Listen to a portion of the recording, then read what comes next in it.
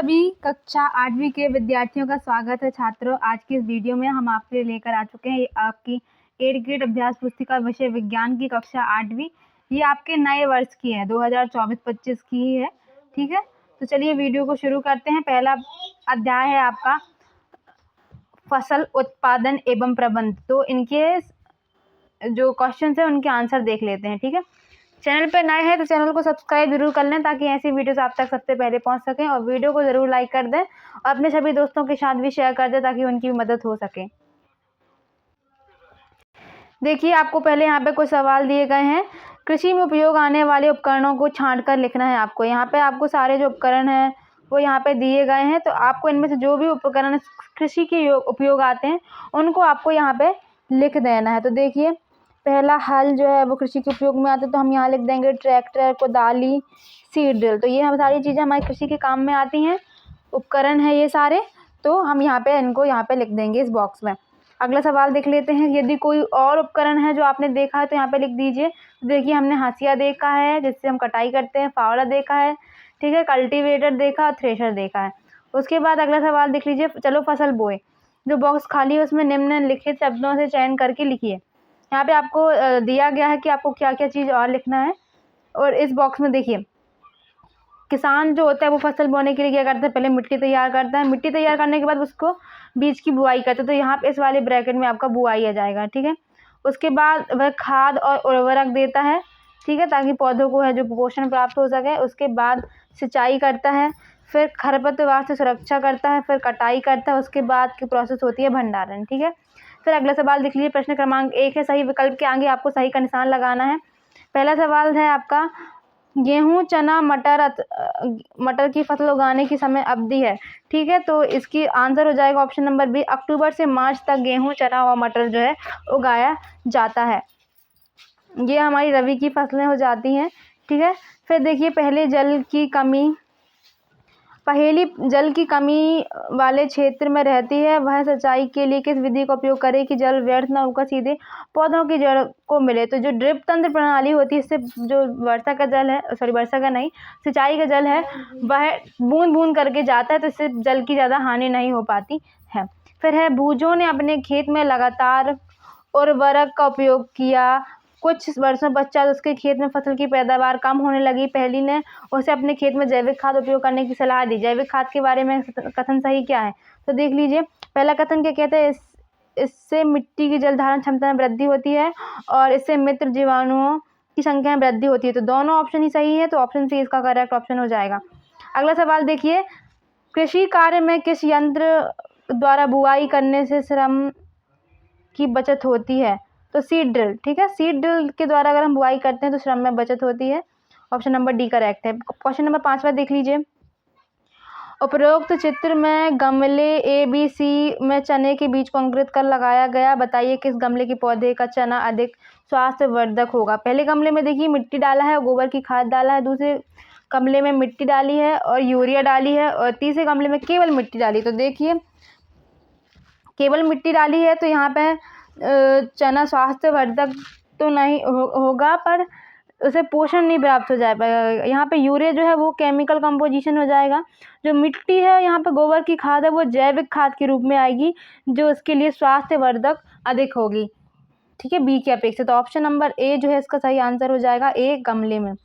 ठीक है, फिर अगला सवाल देख लीजिए। दिए गए शब्दों में से चुनकर रिक्त स्थानों की पूर्ति करना है आपको। बूझों द्वारा अपने असमतल खेत में सिंचाई के लिए किस तंत्र का उपयोग करना चाहिए, तो छिड़काव तंत्र का। उसके बाद दूसरा सवाल देख लीजिए। पहेली समुद्र तटीय क्षेत्र में रहती है, उसके परिवार के सभी सदस्य खालिस्तान का मुख्य आहार के रूप में उपयोग करते। तो तटीय क्षेत्र यानी कि यहाँ पूरा पानी का रहता है, वहाँ पे हम खेती बाड़ी तो कर नहीं सकते, तो वो मुख्य आहार के रूप में मछली उनको लेना पड़ता है। ठीक है, फिर अगला सवाल देख लीजिए। खाद से मिट्टी को ह्यूमस प्रचुर मात्रा में प्राप्त होता है। फिर प्रश्न क्रमांक 4 इस फिल इन द ब्लैंक में आएगा। बूझों ने खेत में गेहूं की फसल के साथ अन्य वांछित पौधे भी उगते देखे, इनको हटाने के लिए वो क्या करेगा, खरपतवार नाशी का उपयोग करेगा। फिर घरों में अनाज के भंडारण में नीम की सूखी पत्तियों का उपयोग किया जाता है। फिर देख लीजिए अगला सवाल, प्रश्न क्रमांक 3 है। भारत देश में फसलों की कटाई के समय कुछ विशेष पर्व मनाए जाते हैं, कोई 2 पर्वों के नाम लिखिए। तो देखिए, भारत वर्ष में कटाई के समय जो उगाए जाते हैं, कटाई के समय जो विशेष पर्व मनाए जाते हैं वो हैं पोंगल, वैशाखी, होली, दिवाली, बिहू आदि। ठीक है, फिर अगला सवाल देख लीजिए, प्रश्न क्रमांक 4।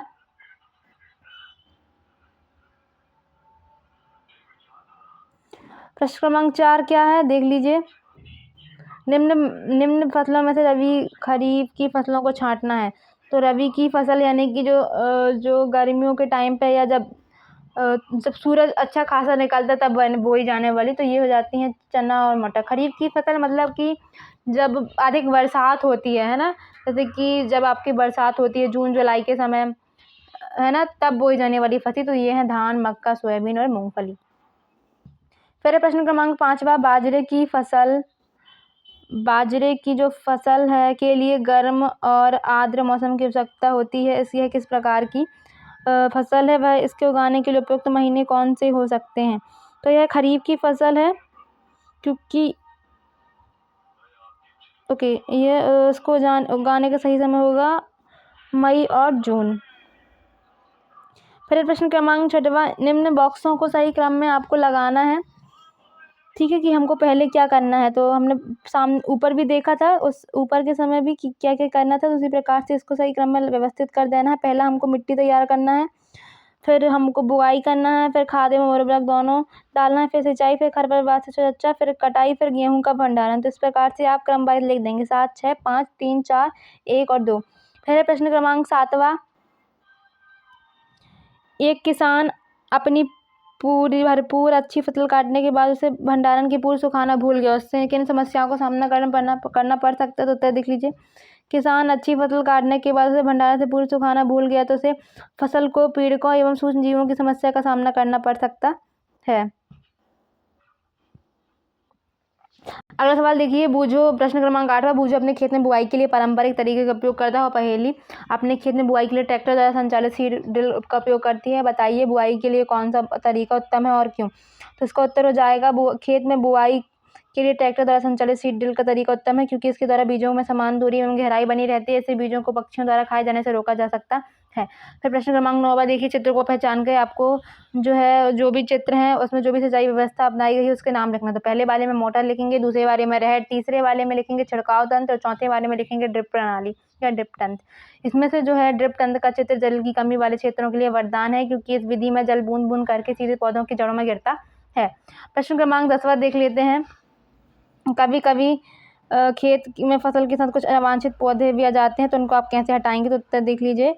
जब खेत में फसल में अवांछित पौधे जाएंगे तो हम क्या करेंगे, उन्हें निदाई करके हटाएंगे, क्योंकि अवांछित पौधे जल, पोषक जगह और प्रकाश स्पर्धा कर फसल की वृद्धि में प्रभाव डालते हैं। फिर प्रश्न क्रमांक 11वां, एक बर्तन में स्वस्थ और कमजोर बीज रखें, हमें इसमें से स्वस्थ और कमजोर बीजों को कैसे पृथक करेंगे। तो एक बर्तन में स्वस्थ और कमजोर बीज रखें, हमें इसमें से स्वस्थ और कमजोर बीजों को पृथक करने के लिए एक बर्तन में पानी लेंगे, उसके बाद उसमें बीज डालेंगे, स्वस्थ बीज नीचे बैठ जाएगा और वो कमजोर बीज जो है ऊपर तैरने लगेगा। इस प्रकार से हम अलग कर लेंगे। फिर प्रश्न क्रमांक 12वां, आपको खेती के लिए एक सूखा भूखंड दिया गया, बीजों को बोने से पूर्व आप क्या क्या तैयारी करेंगे बताइए। तो बीजों को बोने से पूर्व हम सबसे पहले मिट्टी को पलटना तथा उसे पोला करेंगे, क्योंकि इसे उलटने पलटने और पोला करने से पोषक पदार्थ ऊपर जाते हैं और पौधे इन पोषक पदार्थों का उपयोग कर सकते हैं। अतः मिट्टी को लटना पलटना एवं पोला करना फसल उगाने के लिए अत्यंत महत्वपूर्ण है। प्रश्न क्रमांक 13वां देख लीजिए, बूझो द्वारा अपनी पहेली के लिए, है ना, पहले अपने खेत में खड़ी फसलों के लिए को देखकर कुछ बातचीत कर रहे हैं, तो ये आपकी बातचीत है, आप देख लीजिएगा। वीडियो में ज़्यादा लंबी हो जाएगी, इसलिए सीधे इसके उत्तर देखते हैं। पहला प्रश्न है, उर्वरक में कौन से पादप पोषक तत्व प्रचुर मात्रा में पाए जाते हैं। तो देखिए, उर्वरक में नाइट्रोजन, फास्फोरस, पोटेशियम आदि तत्व प्रचुर मात्रा में पाए जाते हैं। मिट्टी को ह्यूमस कौन प्रदान करता है, दूसरा है, तो मिट्टी को ह्यूमस सूक्ष्म जीव प्रदान करते हैं। फिर है, जैविक खाद से क्या लाभ होते हैं। तो उत्तर देख लीजिए, जैविक खाद से मिट्टी को ह्यूमस अधिक प्राप्त होते हैं एवं फसल में अधिक गुणवत्ता होती है, जो स्वास्थ्य के लिए लाभदायक होती है। अगला सवाल है चौथा, उर्वरक तथा खाद में से फसल तथा मिट्टी के लिए क्या अच्छा है और क्यों। तो उर्वरक तथा खाद में फसल और मिट्टी के लिए खाद अच्छी है, क्योंकि इससे फसल को अधिक गुणवत्ता प्राप्त होती है। फिर है पांचवा, उर्वरक के कोई दो उदाहरण देना है। तो उर्वरक के दो उदाहरण है यूरिया और पोटास। फिर है प्रश्न क्रमांक 14वां, अनुकूल जलवायु परिस्थितियां उचित खाद एवं उर्वरकों के उपयोग के बाद भी किसान को फसल, इसका सवाल थोड़ा सा आगे का मिट गया है, तो आप देख लीजिए संभावित कारण, इसका उत्तर देख लीजिए जो आपको लिखना है। उत्तर हो जाएगा संभावित कारण किसान द्वारा अच्छी गुणवत्ता वाले बीज न बोए गए होंगे, तो किसान द्वारा खादों का और उर्वरकों का उपयोग सही ढंग से नहीं किया गया होगा। तीसरा, खरपतवार की मात्रा अधिक होने के कारण। चौथा, फसल रोगग्रस्त, सूखाग्रस्त एवं बाढ़ग्रस्त हो गई होगी। 15वां देख लीजिए, एक किसान द्वारा फसल बोने के लिए ऐसे खेत को चुना गया जहाँ कई वर्षों से किसी भी जीव जंतु व पेड़ पौधों की पूर्णतः अनुपस्थिति रही। खेती करने के लिए किसान द्वारा मिट्टी को जोता गया, मौसम भी अनुकूल था, परंतु फिर भी अपेक्षित परिणाम प्राप्त नहीं हुए, तो इसके संभावित कारण क्या रहे? तो उत्तर देख लीजिए, किसान द्वारा गुणवत्ता युक्त बीज, खाद एवं उर्वरक, उचित सिंचाई, दवाई का प्रयोग नहीं किया गया होगा, इसलिए किसान को अपेक्षित परिणाम प्राप्त नहीं हुए। फिर है बा, यदि आप उसकी जगह होते तो अपेक्षित परिणाम के लिए क्या प्रयास करते? तो यदि मैं उसकी जगह होता तो गुणवत्ता युक्त बीज का उपयोग करता एवं आवश्यकता अनुसार खाद एवं उर्वरक का प्रयोग करता, समय समय पर दवाई, सिंचाई, निदाई एवं कटाई का कार्य पूर्ण करता। प्रोजेक्ट कार्य 1 देख लीजिए, मूंग अथवा चने की बीज लेकर उन्हें गीली रुई अथवा कपड़े में लपेट कर रखिए, उनमें होने वाले परिवर्तनों को नोट कीजिए। तो देखिए 24 घंटे यानी कि पूरा 1 दिन में क्या हुआ, अंकुरित होने लगता है, 2 दिन में अंकुरन का बढ़ना, 5 दिन में मूंग का छोटा पौधा बनना और 10 दिन में मूंग का बड़ा पौधा बनना।